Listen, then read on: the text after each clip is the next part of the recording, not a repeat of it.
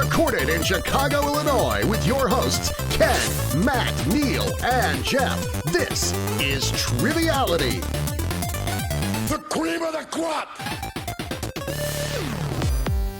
Hello and welcome to Triviality, the game where a lack of seriousness meets a little bit of knowledge. My name is Neal. I'm once again in an empty studio, not joined by my co-host, but fear not, the internet has come to save the day. They are coming to us over Skype. So I'll first introduce Ken, who actually was self-isolating in a self-isolation during a self-isolation. How's it going, Ken? Hey, what's up? So I think I hear a single cricket in your studio, by the way, oh, along with you.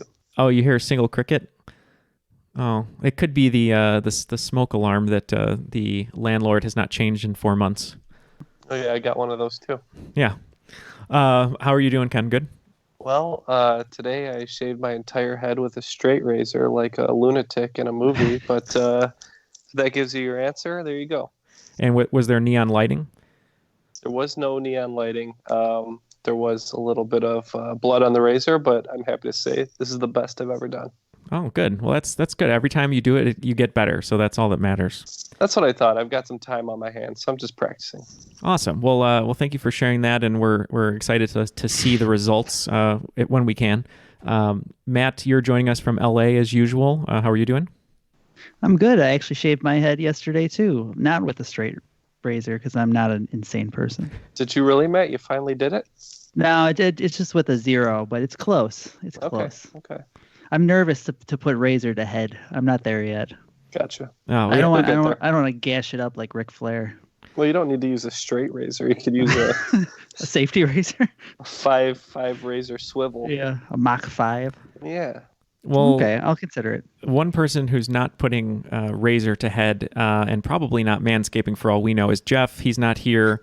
Unfortunately, he is actually. I thought he was actually at a manscaping convention. Well, he's not. He's not technically at a manscaping convention. There is a manscaping convention, but under that convention, they have little booths. He's actually working the Lush booth because Ken loves Lush, and Ken is closed right now. But it's closed right now. But Jeff's trying to get some extra hours to maybe get a discount for Ken. So I thought that manscaping convention was all over webcam. Is that what I saw on Jeff's phone the other day? I think it is. Yeah, it's webcam, but it's always from a very high angle looking down. So it's kind of a bird's POV, I guess. Gotcha. But that's the best angle. It is the best angle. We are super excited though. We have a very special guest here. He's an Intercontinental Champion on Patreon. He's been supporting us for a while. We even gave a birthday shout out to his wife, which was a lot of fun. And he's from Louisville, Kentucky, and that's Jacob Hein. How's it going, Jacob? Good. How are you all? Doing well. Why don't you tell us a little bit about yourself? I live in Louisville, married. I have a 14-month-old daughter. I work for a small startup in Louisville called Equilottery Games, and we develop live sports lottery games to sell to state lotteries. All of our games are based on live sports, and we use horse racing, basketball, football, hockey, soccer, and baseball. Obviously, right now it's not a great time for live sports, but once things go back to normalcy, we're hoping to really rock it off. So that's great. Well, we appreciate your support on Patreon, and thank you very much for helping us and the show grow. Absolutely. Well, before we throw it to the rules guy, I did want to let you guys know, since I am alone here in the studio, I had to sort of live it up a little bit. So a little bit of trivia for you, I suppose, before we get the game going. I'm actually eating a cookie from the Lotus Bakery, which was started in 1932 in Lembeck, Belgium. And a little hint, I enjoy it inside of a donut. Anyone? Biscoff. It is a Biscoff. Yes, that's correct. So Biscoff and coffee. So good job, Ken. That's one brownie point already. Jacob? Neal loves his Biscoff. I do love my Biscoff. All right, let's throw it to the rules guy and see how his impression of eating Biscoff and talking at the same time sounds like. The rules of the game are simple. 20 questions split into 2 rounds worth 10 points apiece. At halftime, there'll be a special swing round designed by this week's host. After regulation, players will enter the final round with the points that they've accumulated and will have a chance to wager 0 to 30 points on 5 categorized questions. At the end of the game, someone will be named the cream of the crop. The cream will rise to the top. Oh, yeah. Yeah. Well, Matt's never impressed, but it did sound like he he wasn't even chewing, but it just kind of went down his throat. I don't know how he does it. He just tilted his neck back and let it slide down his throat hole. Well, Like a duck. On that note, Jacob, it's going to be me versus Ken versus Matt. It's going to be old school, so it's going to be a 3-for-all. So feel free to take it away when you want. All right, here we go with question 1, round 1. In 1962, what individual wrote a letter to the U.S. president saying, "I have given a new order to dismantle the arms which you described as offensive and to crate and return them to the Soviet Union"? Okay, I'm locked in. Okay. Ooh, how do you feel about this one, Neal? I don't know anything about this question. Yeah, me either. I'm taking the time period and just going to come up with like a random name, maybe. I could be way off, but I'm going to lock in too. Okay, and then I'm last. So I was going to say Ivan Drago, but I think that's too early, and he's fictional. So I'm going to say McCarthy. Hey, I said McCarthy too. Oh boy, see that does make sense. I said Lenin. The actual answer is Nikita Khrushchev. He was the leader of the USSR during the Cuban Missile Crisis, which is the letter he wrote to John F. Kennedy during the Cuban Missile Crisis. So makes sense. All right, question 2. In the 1960s, 3 vaccines were developed against what 3 diseases? In 1971, they would be combined into a single vaccine, with the first dose at 12 through 15 months of age, and the second dose at 4 through 6 years of age. Ooh, locked in. Oh, what is that one that you have to get twice? Okay, I'm locked in. Okay. I have a bunch of them going through my head. I've been getting into Brooklyn Nine-Nine recently, and there's an episode where they have the mumps. So that's one I'll put. I have no idea if that's correct, so I'm going to put the mumps. I think polio is probably way too late, but maybe they came up with it after FDR. I have no idea. So I put polio, and I also put polio, mumps, and flu is incorrect, but I'm just going to put flu. Okay. I'm going to go with smallpox, measles, and mumps. I think this is the MMR, which is measles, mumps, and my favorite Smoking Pope song, Rubella. Yeah, it's MMR, measles, mumps, and rubella. I was so close. You were very close, yes. I knew smallpox didn't quite sound right in that mix. Not quite. But I was not going to get there, so. So it's just points for Matt? Mm-hmm. And now to question 3 in sports. Which basketball coach has the distinct honor of being the only coach to win a championship in both the NCAA and the NBA? Locked in. Simple question with answer I won't get, so I'm going to say Joe Schmo. All right, Joe Schmo. Well, I'm assuming, I think I've heard something similar to this before, but I think like the most winningest coach in NCAA is John Wooden, I think, and I'm just assuming maybe he went to the NBA for like a season or two and won, so I'm going to go with John Wooden. Yeah, this is one that comes up a lot. He won in 2004 with the Pistons, but I don't remember the college one, but I know it happened. I believe it's Larry Brown. It is Larry Brown, yes. He returned to the NCAA coaching for SMU, and I had his stat here somewhere. I know he coached the Pistons in the NBA, but for the NCAA team, I can't remember where he coached. I want to say it's UCLA. It was early. Yeah. Okay, cool. Question 4 in history. On March 17th, 1969, what 70-year-old woman was elected as Israel's first and only female prime minister? No, I don't know this one. I know I've heard this one, but I know that I can't remember it. I'm in.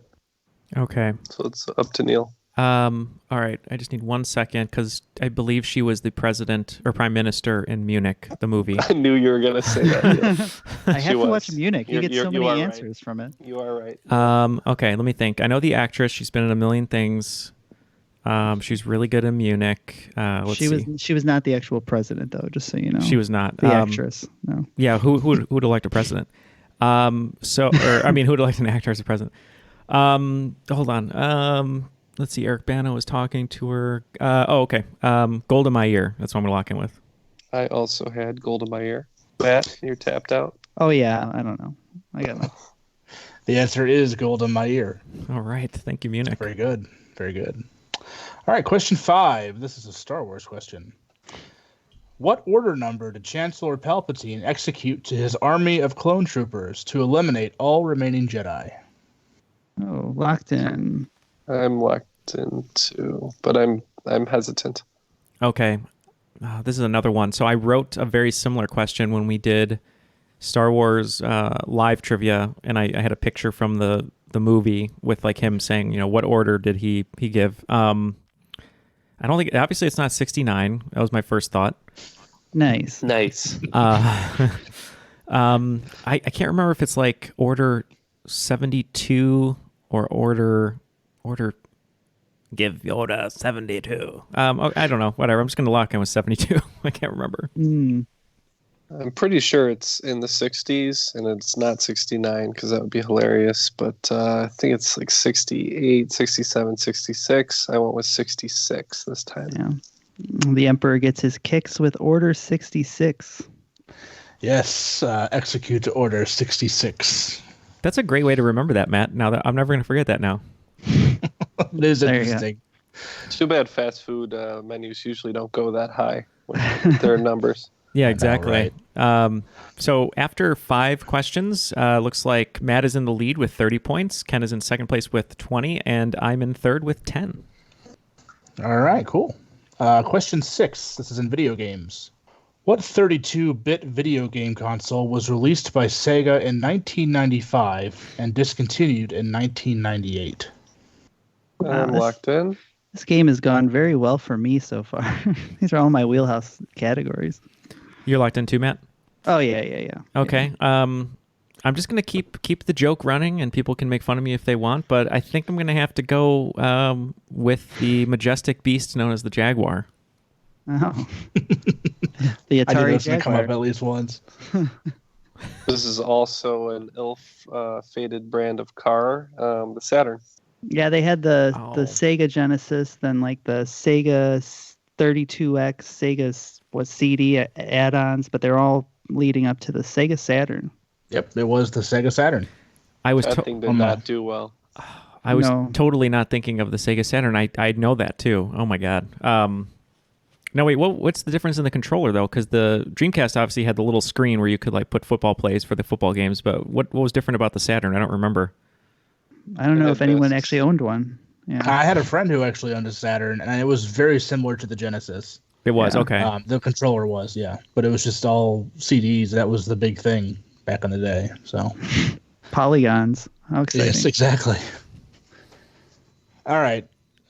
This is a great Jeff question. I'm sad he's not here to hear it, but it's geography. Within 2 kilometers, what is the distance between Russia and the U.S. at their closest points? So what you're telling us to Alright. do is actually I'm know gonna- what a kilometer is. I'm going to go ahead and lock in here. Oh, me too. Yeah. Can I do this in miles? Because I don't even know what a kilometer. I don't have a conversion chart in front of me, but I could definitely look one I'll up. help you. That a 5K is about 3 miles. 5K is 3 miles. Okay. About 3 miles. So okay. All right. So I'm just going to do some math here out loud. So if I'm just going to totally trust Matt's math, because Matt's math is totally trustworthy. It's about correct. It's about. So if it's 5K for, you said 3 miles, Matt? Yeah. Okay. So I'm thinking it's around 30 miles. So I'm trying to think what would that be in kilometers. That'd be 150 kilometers. Yeah, that's what I'm going to go with. No, That's not right? that is not correct math, but okay. Matt, you want to go? Yeah, I think that this is really, really close because I know when the ice builds up, I believe you can actually walk from Alaska to Russia. So I put 7 kilometers. And I put a little bit more, 35 kilometers.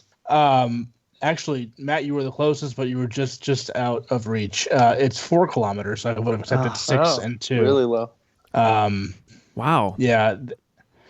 Although the straight's narrowest point is about 53 miles or 85 kilometers wide, there are 2 islands in its center, the Little Diomede and the Big Diomede, which bring the distance of these 2 nations to only about 4 kilometers apart at their closest point.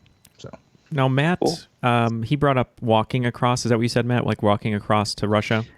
Yeah, I think when it during a certain season the ice builds up enough that you can walk across from Alaska to Russia. So what you're telling me is that in the classic Mark Wahlberg movie, Four Brothers, when he walked across an entire iced ocean or whatever it was to go and fetch one of his brothers, that was possible. That's exactly what I was talking about. Yep. All right, thank you. Question 8. The screenplay for the movie The Dark Knight Rises was inspired by what 1859 novel? It's a tale about a city in turmoil, class warfare, and kangaroo courts. Okay, I'm gonna lock in. Yeah, me too. Oh no. No, I don't know it. Don't take that as confidence, by the way. Well, that clue, kangaroo court, really makes me. I know there's like a literary reference to that, and I'm not pulling it. Class warfare. I wonder if it's like a Dickens novel because it's what's his name, Nolan. So he probably pulled some Dickens and wrote it on his forearm and forgot about it, but then looked in the mirror and remembered. Shut up. Remember Charles Dickens? Yeah, exactly. You simply look at kangaroos. I was born into them. Does Nolan have a specific affinity for Dickens that you are aware of? Maybe in his personal life on his computer. I'm not sure about in literature. I don't know. I'm just going to say it's, I don't even know if there is class warfare in this movie, but Ken and I always talk about it being the best of times and the worst of times. So I'm going to say A Tale of Two Cities. Yeah, I put that too. I went slightly different and said Oliver Twist. It is A Tale of Two Cities. Oh my God. But there was only one city in that movie. Ugh. Pittsburgh. Pittsburgh, yeah. Oh, yeah, Heinz Ward scoring touchdowns. I forgot. Okay, question 9. Another geography question. Name one of the 2 states that is bordered by 8 other states, and 5 bonus points if you can name the other. I just want to say Hawaii and be done with this. But, okay, I'm going to say... All right, I'm locked in. Yeah. Which flyover state is it, though? So you're saying it's a state bordered by 8 states? Correct. Okay. There are 2 of them. Okay. But I only need you to give me one for the answer. Okay. All right, I'm just going to play a little game theory. I'm going to lock in. Yeah, I'm going to play that same game theory and also say Kentucky. Yep, I'm going to say Kentucky as well. Oh, really?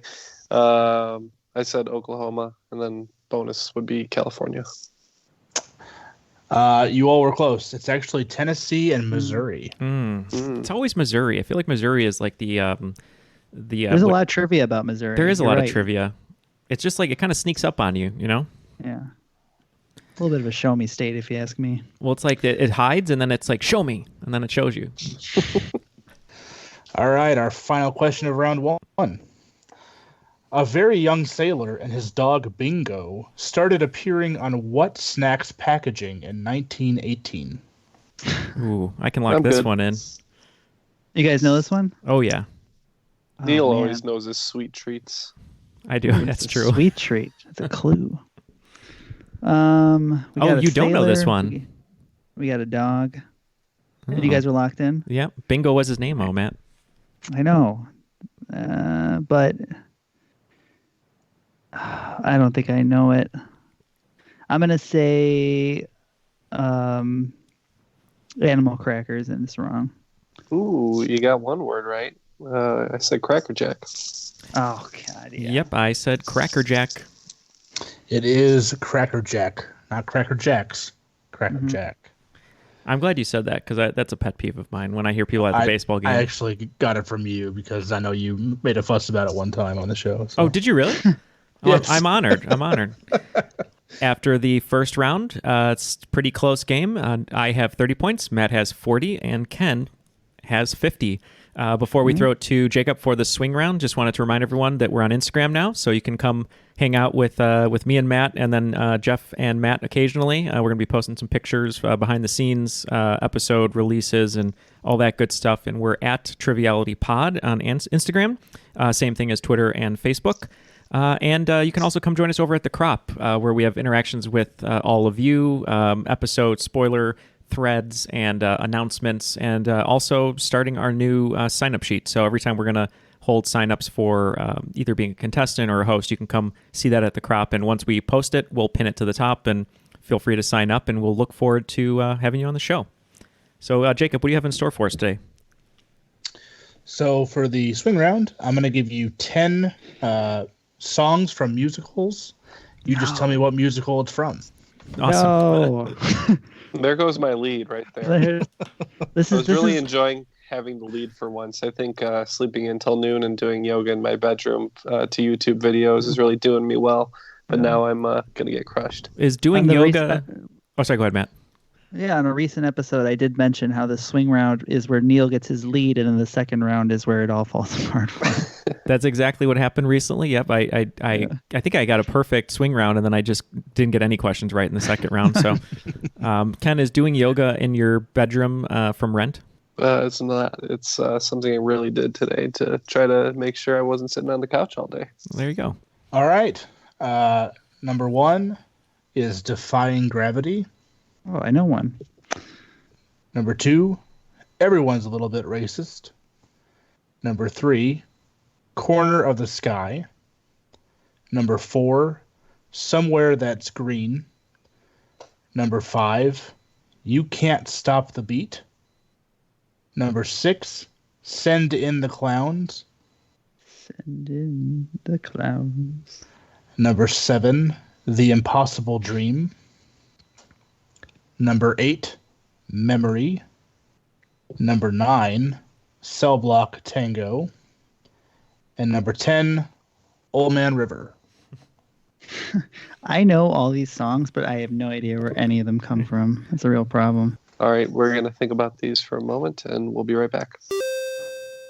Okay, all the answers are now in. So can we get the questions one more time? And we'll give our best answers. Sure. Question 1. Defying Gravity. What'd y'all have? I think they like this musical in Boston. It's Wicked. Yeah, I also said Wicked. And I said Wicked. That's right. Wicked. Question 2. Everyone's a Little Bit Racist. Yeah, this is one I quite enjoy. I've seen it twice. But it's Avenue Q. Yeah, I was between Book of Mormon and Avenue Q, and I went with Avenue Q. Yep, same composer, Avenue Q. Yep, Avenue Q. Number 3, Corner of the Sky. So I was just trying to think of a place where there's a lot of sky to look at, and I thought of Oklahoma. I thought the same thing and also said Oklahoma. So what's going to be funny about this swing round is many of these songs I sang in high school, so that's one of the reasons that it helped. And this one was a piece that we did from Pippin. Yep, it is Pippin. Pippin. Never even heard of that. Yep, played with Michael Jordan. Same composer. Yeah. Same composer as Wicked, actually, Stephen Schwartz. Yes. Yep. Number 4, Somewhere That's Green. This one was a little bit familiar to me, but I had trouble putting my finger on it. I went with My Fair Lady. Yeah, I thought it was some kind of Muppet thing, so I just said Muppets the Musical. Well, Ken said he had a little trouble putting his finger on it, but if he would have just pricked his finger and dropped a few drops of blood, it would have been very, very, very good to grow Seymour. So Audrey too. So it was Little Shop of Horrors. Yeah. Yep, it is Little Shop of Horrors. I played the part of Mr. Bushnick in high school. Did you really? So, oh yeah, one of my favorite roles I ever did was that role. Yeah. They're remaking it now, aren't they? Or something? Yeah, with Chris Evans as the dentist and Lady Gaga. Yeah. And oh wow! And wait, who's the lead? Oh, Taron Egerton is Seymour. Oh, that's great. Yeah, that's so it should be fun. Good. Not my favorite musical, but I'll see that. Mm-hmm. All right, number 5, something that everybody should know or have at least heard. You Can't Stop the Beat. I put Footloose. I don't know. I thought this was about stomping, brooms and stuff, so I said stomp. One of the songs I love singing for Colleen is It Takes Two by Link, and that would be from Hairspray. It is Hairspray. Oh, gosh. Yeah, I knew all these. I'm just like, Yeah. Okay, probably the hardest one, at least for me on this list, was number 6, Send in the Clowns. see, me and Matt were talking about all the cultural references with this. I think it was in a Seinfeld episode. He says it was in a Simpsons episode. So that's our best bet. But I said Hello Dolly. I said It the Musical. It was also in Joker, too, so it's a Stephen Sondheim piece. The reason I know this is one of my favorite singers of all time. Frank Sinatra did a great cover of it, and it's from A Little Night Music. Yep, A Little Night Music. It's a great, great song.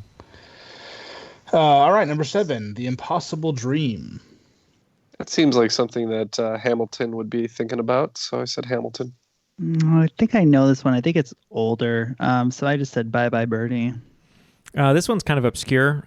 We sang this for Men's Ensemble, and it's from Man of La Mancha. Yep.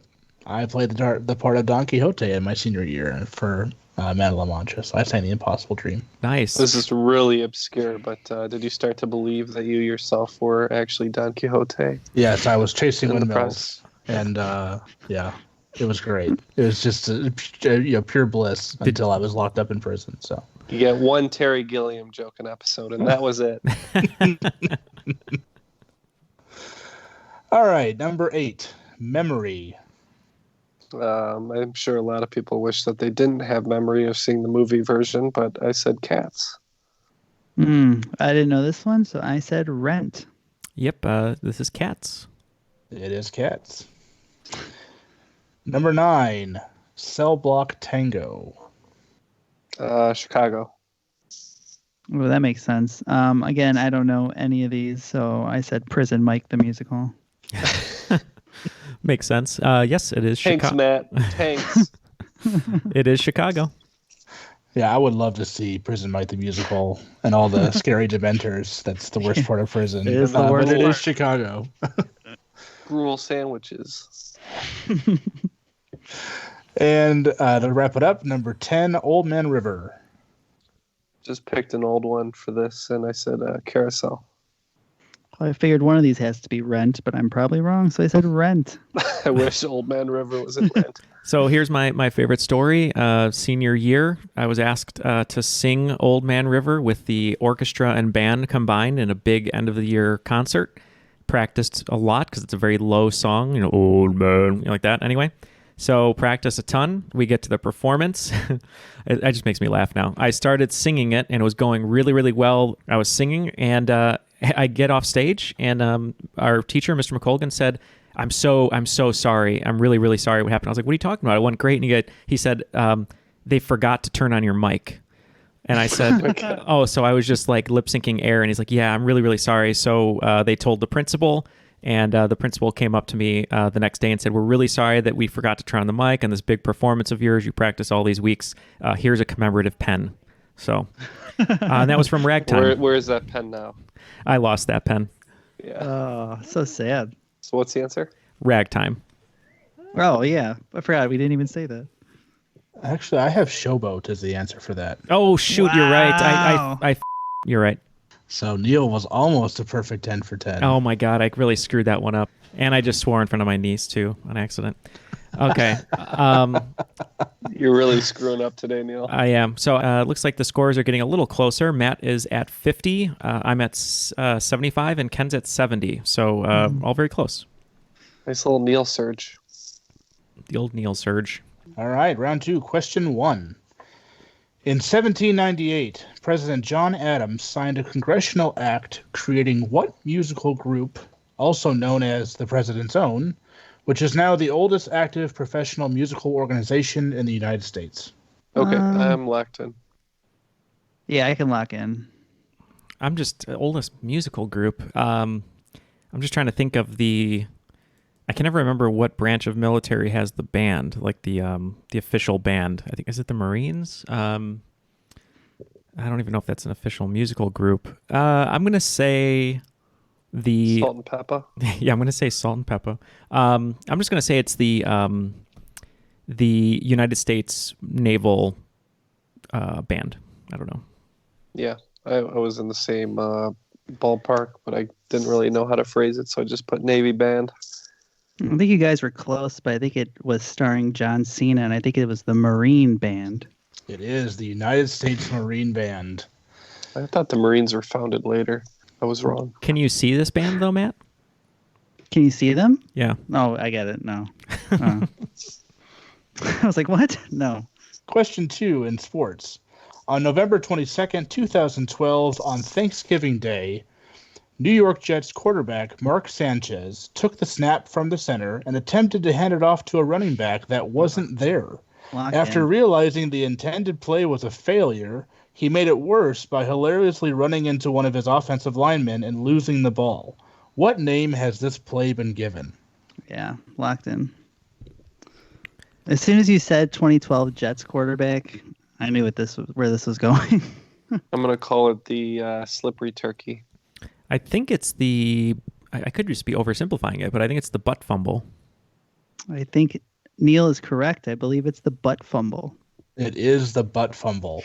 One of my favorite plays of all time. He panics when the running back's not there and runs right into the dude. It's so funny.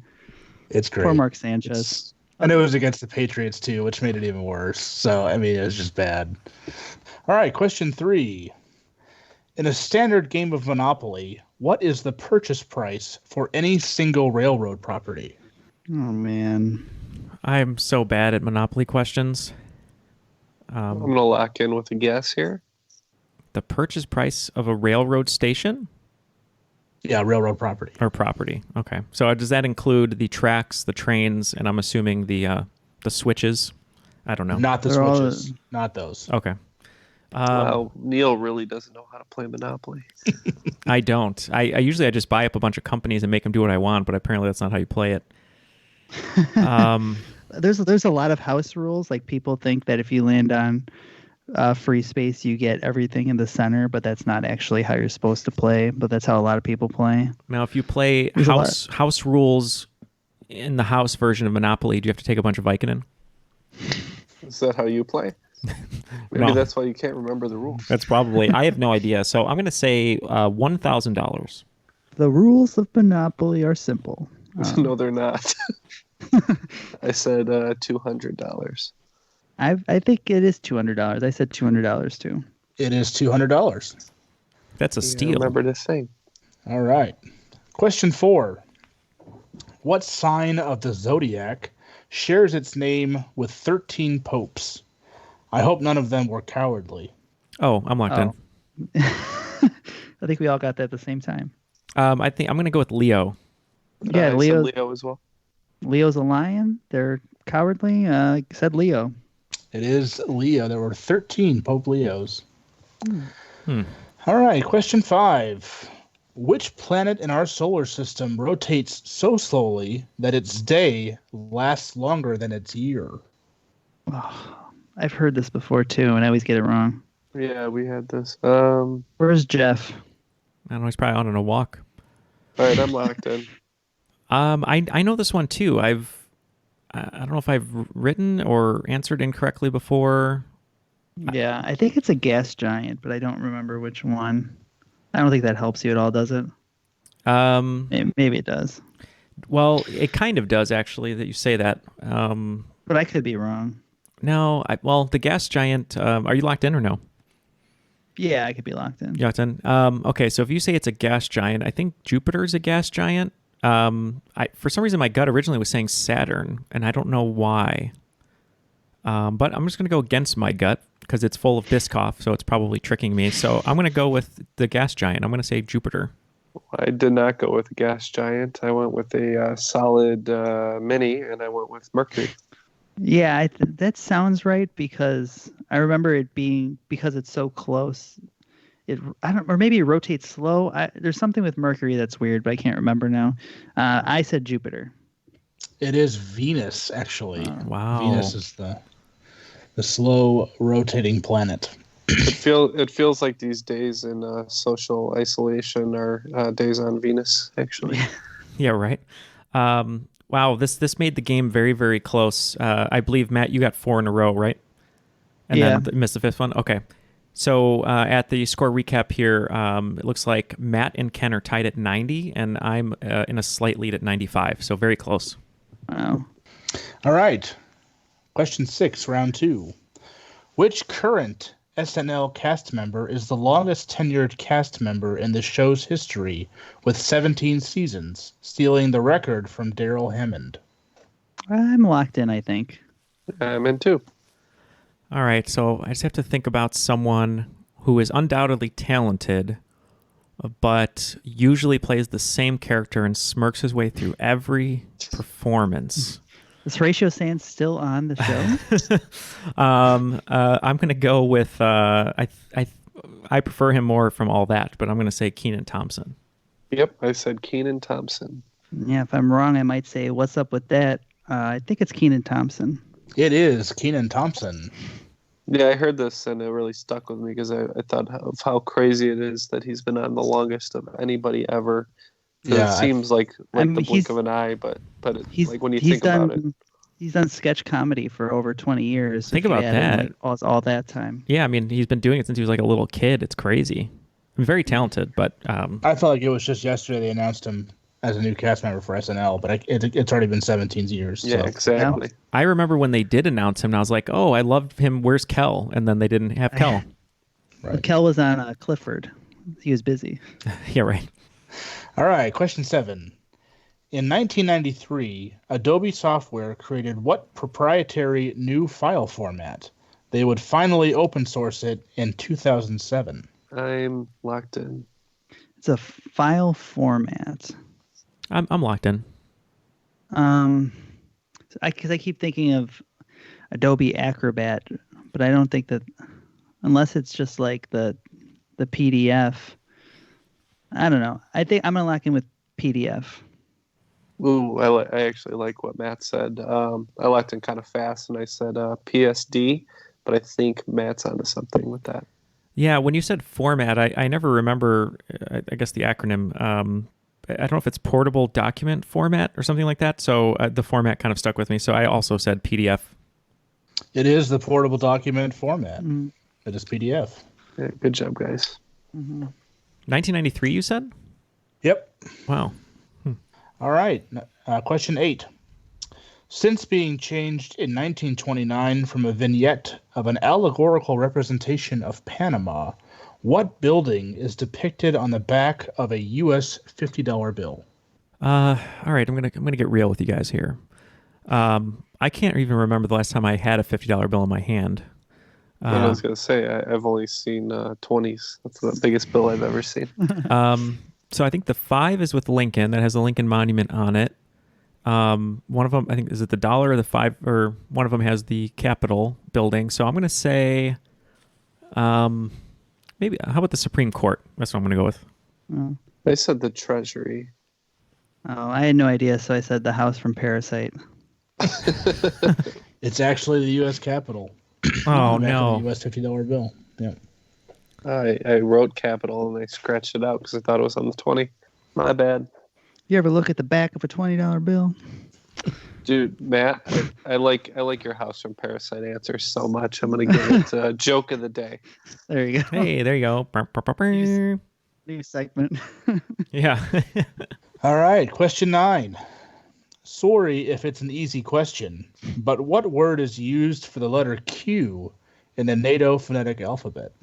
I think I know what you're spitting out there, so I'm going to lock in. Yeah, I'm locked in too.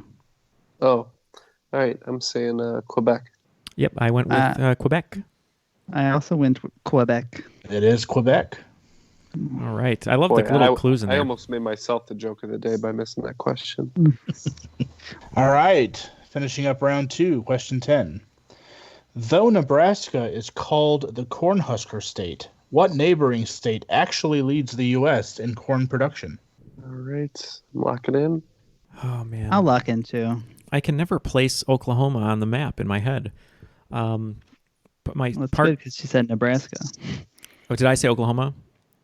Yeah. Oh, that's because I'm thinking of Oklahoma. Sorry. So I can never place Nebraska on the map. So what I'm thinking of is Iowa is kind of known for corn, but I don't know if it's the number one corn producer.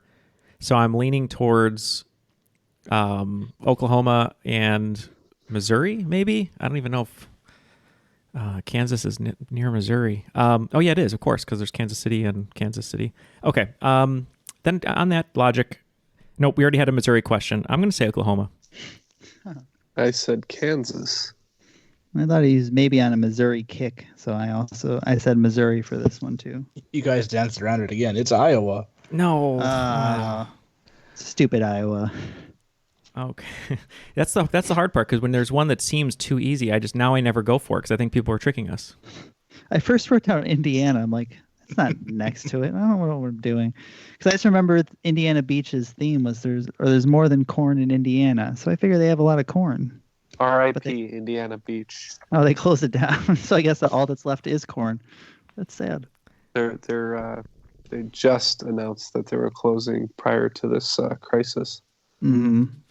After regulation, the scores are still very, very close. Ken is in third place with 110 points. What happened? I know. Matt is in second with 120, and I'm still in the lead by just 5 points with 125. So before we go into the final round and hear those categories, Jacob is a Patreon supporter, which we appreciate, and he will be getting a special character box along with a poster in the mail for being an Intercontinental Champion. But we just want to let everyone know that Patreon is the lifeblood of our show, and we'd really appreciate it if you'd like to join Jacob and support the show to go over to patreon.com/Triviality Podcast. And I can speak from experience. I know Ken can as well, and I'll let him elaborate on it. But when we were able to have our Extravaganza event here in Chicago for Geek Bowl, it was just so awesome. Not only meeting all the people who just listened to the show, but many of the patrons came up, and it was just a really nice time to meet all of you face to face. Isn't that right, Ken? Yeah, I spoke for 8 hours straight to different people, and my voice was a little hoarse at the end, but it was a pleasure to meet everybody. So glad that people came up and had a little chat, and it was just a really great experience all around, really vindicating. Yeah, and it's just so nice to hear from you, get your emails, your letters, and not only monetary support, but just support at being a listener. So if you'd like to join Jacob and all of our other patrons in supporting the show, especially during a time like this when your support really helps us, you can go do that at patreon.com/Triviality Podcast.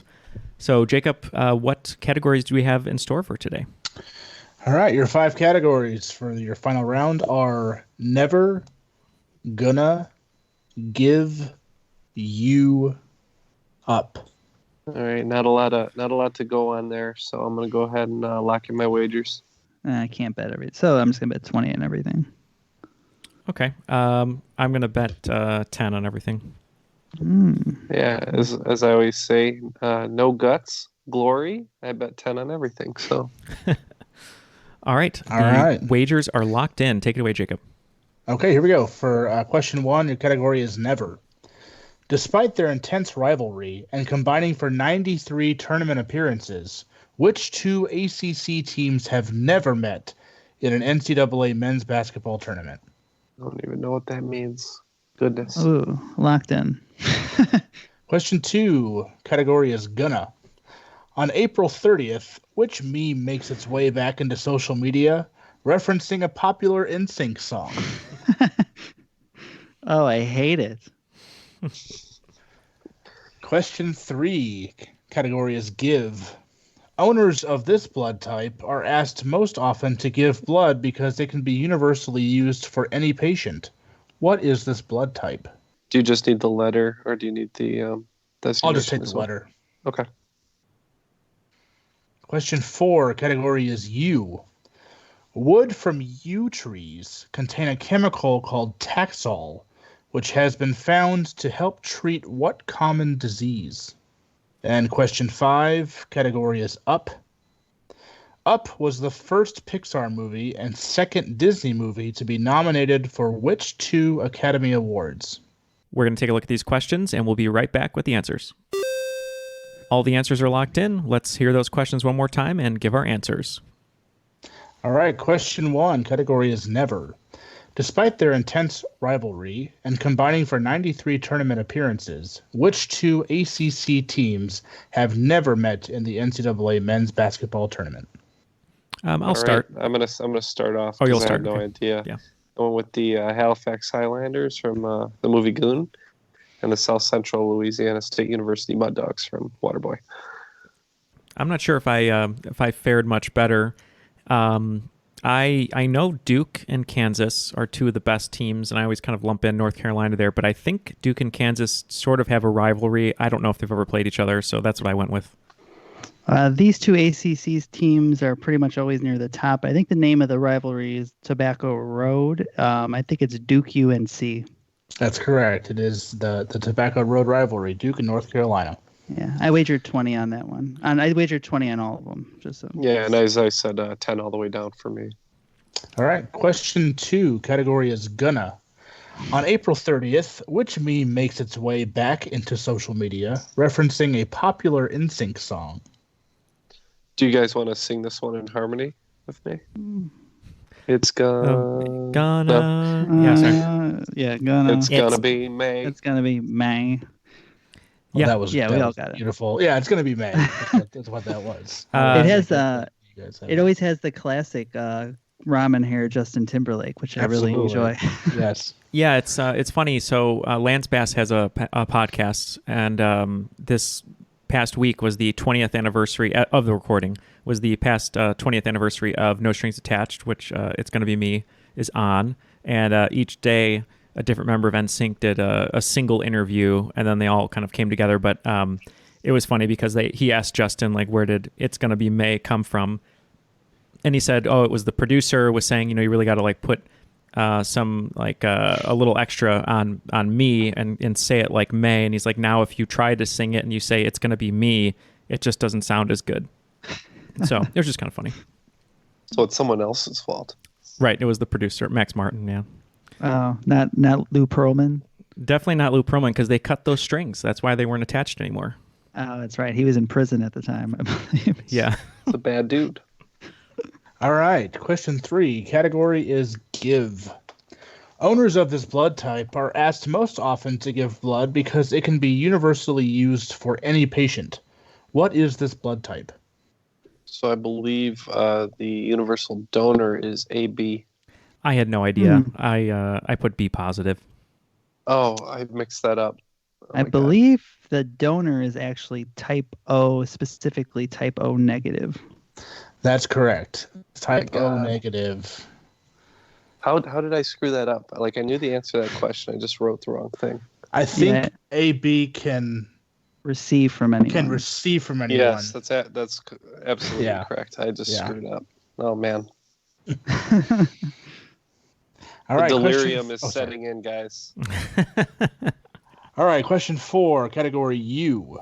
Wood from yew trees contain a chemical called Taxol, which has been found to help treat what common disease? I thought maybe this had something to do with malaria. Mhm. Oh, that's a good guess. I had no idea. I just put diabetes. I don't know. Well, I danced around diabetes, but this one sounded funnier to me, so I said tuberculosis. Actually, the answer, surprisingly, is cancer.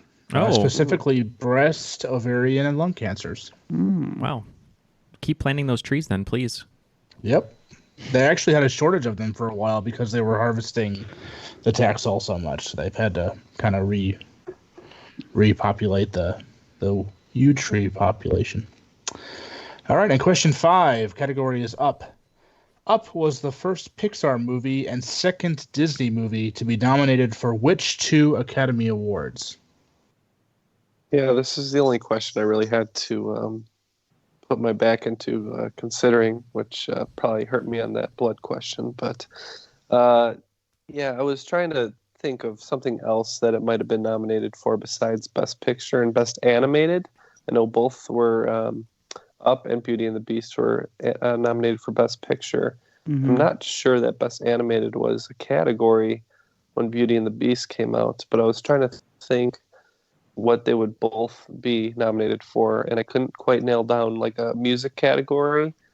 And then the options were kind of running out, so I did end up putting Best Animated and Best Picture. I believe Jacob was asking, he said it was the second or one of two films that did it, and I believe Toy Story 3 was nominated for Best Animated Film and Best Picture, so that's also what I locked in with. So I thought that other films had been nominated for Best Animated before, so I did say Best Picture, but I went a different direction and said Best Screenplay for the second one.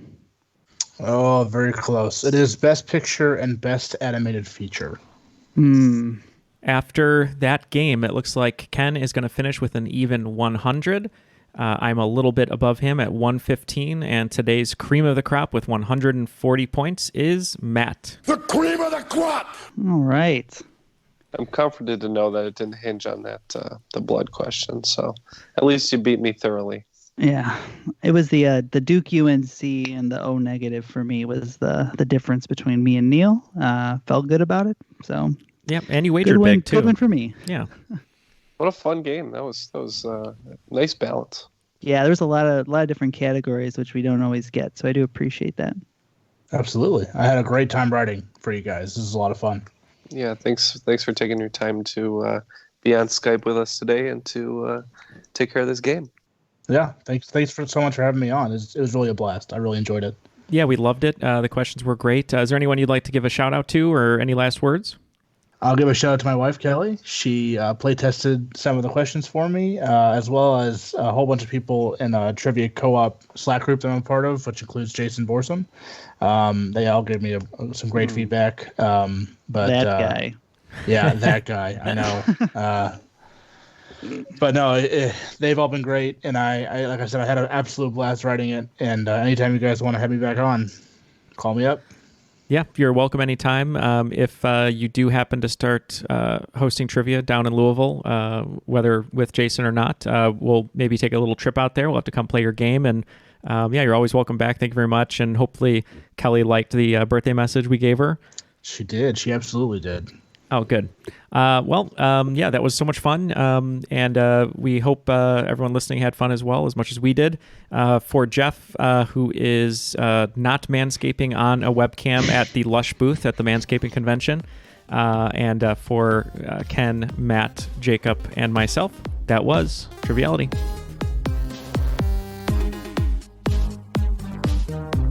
Yeah, everybody made fun of Sarah Palin for being able to see Russia from her backyard, but it probably was true. Well, she's one of the Masked Singers too. So you Right. Oh my God, I know. What is happening with society?